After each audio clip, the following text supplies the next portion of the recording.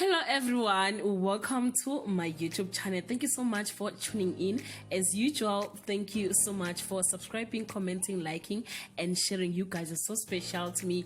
If you haven't subscribed yet, please don't hesitate to press the subscribe button and join Sunday Live channel.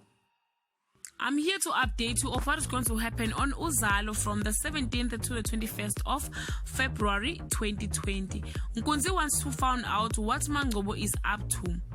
After he goes snooping in her phone and comes across the details of a familiar contact, Kapsile is in hot water with a situation that promises to change her life.